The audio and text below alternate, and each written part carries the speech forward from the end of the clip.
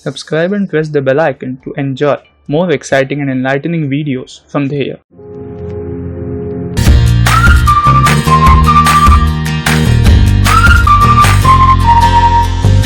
So welcome everyone. Thank you so much for joining us today for the Masterpieces series, and we have a special guest with us today, our dear mentor, Mr. Shailesh Dume sir. Thank you, sir. Welcome. Thank you. How are you doing today, sir? Good, good. Keeping Thank you busy. so much. Right. Thank you, sir. Thank you so much for joining us today, taking your My precious pleasure. time out and having a chat with us on the Masterpieces series. My pleasure. Go ahead. Thank you, sir. Okay. Now that you're part of Dhia as a career mentor, can you Mhm. walk us through your career journey? Yeah, sure. I passed out in chemical engineering in 1996, and in the 90s, it was more of we were bracketed into science, commerce, and arts. And if I look back at my career, it was frankly speaking, we did not have much options. So it was more of interested in chemistry and physics, and I had a background of my family being in engineering, so I chose chemical engineering as my field. And even after I passed out of college in 1996 from Pune, I was not really clear about what I would be doing in my job. If I look back now, I was not at all clear. And I had got through campus interviews with two companies. One was a manufacturing company, the other was a consulting firm. And the only reason why I joined the consulting firm was it was closer to my house. So that was the decision which I took at that point of time, because it was just 20 minutes to reach the company, whereas the manufacturing company would have taken more than an hour. And things worked out well for me. I've been in the design field now for more than 20 years. I've worked with a lot of companies in India as well as out of India. I worked in different geographies, the Middle East, North America, Europe.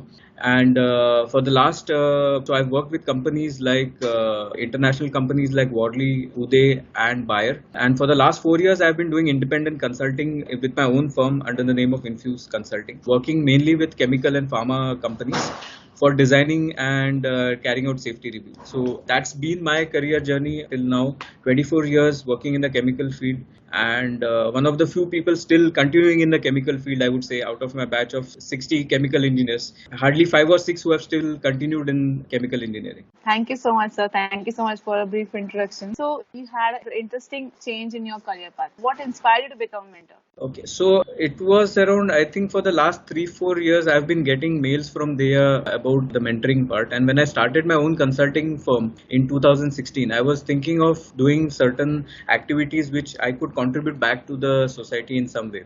And this was always at the back of the mind. But when I had started my own consulting firm, I was pretty busy for the first couple of years. And it was sometime last year in the first quarter that I really started seriously thinking that this might be the right opportunity for me. Especially two things. I was working with a lot of young engineers, and I was seeing their struggles in their careers, where they were really struggling to get a job, really struggling to get a good career path. And in addition, my daughter also was in the ninth standard at that point of time. So she was also looking at different options, and just too many options at that point, I would say. That she was, one week she was with one option, the second week with another option. So that was the situation that she was also in. So it was in last August that I then decided that this is the right opportunity for me to step into an activity which I can contribute back to society, and it would also fit in well with the kind of background I had working with a lot of young engineers and young students. Thank you so much for sharing it. So, let me ask you, sir, now that you're part of the as a career mentor,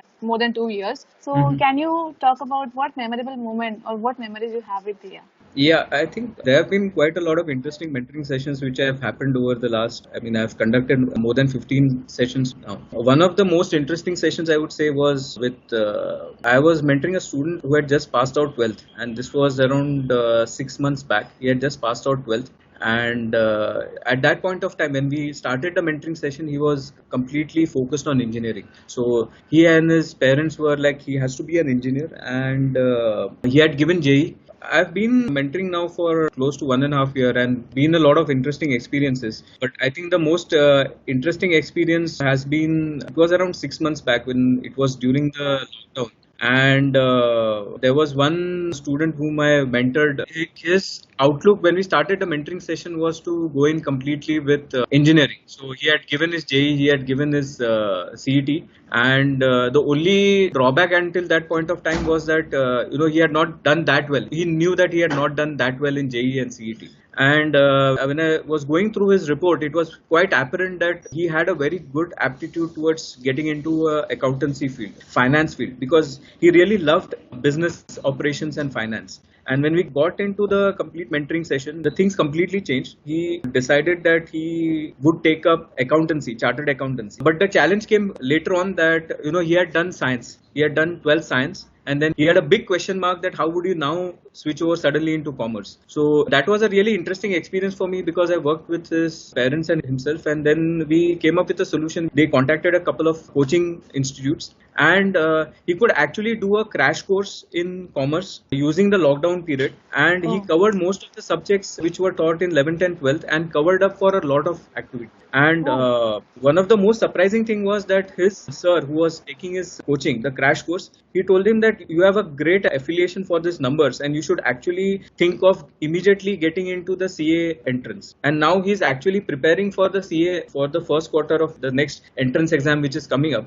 and which he could not have even thought of 6 months back. And I can even see the confidence in him growing up exponentially, and as well as his parents. So that I think was a sea change, one of the most memorable experiences which I have had in the last 1.5 year or so. Wow, so that's really drastic change coming from engineering side to a commerce side and into CA now. That's really great, sir.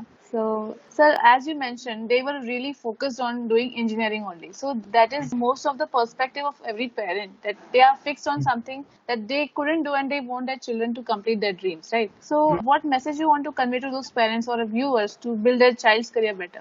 Yeah, I think one of the key things that we need to realize as parents, I mean, I'm a parent myself. So one of the key things what we need to realize as parents is that things have drastically changed. And when we did our graduation, it was the kind of avenues which are open for real growth. I mean, real growth were pretty limited. But now it's pretty different, especially with respect to the design field, the humanities field. Things are really have changed. There's a lot of potential for growth. And also if you need to be really specialized and you can achieve anything you want in any field. So that's a changed situation right now. And I think the younger generation, the students are pretty much aware of it. They have it at their back of their mind. So even when we give the smallest suggestion, they are very open to taking up these new careers. In fact, they are more interested in new careers. So I think it's up to us parents to give up our mindsets about, firstly bracketing our children into that they are really good and then therefore that they should get into science fields. That mindset needs to be broken down. And also I think a big perception change is needed towards there are no real 9 to 5 permanent jobs now. It's a gig economy. People are very flexible in working, and that's a big mindset change which is required. And I think the younger generation is pretty tuned. It's us as parents who need to tune more into that. Wow, what a beautiful message, sir. Thank you so much, sir, for being part of their masterpieces. Thank you for taking your precious time out and talking to us, giving us these advices and sharing your experience with us. Thank you, and look forward to working more with more students and with their. Thank you.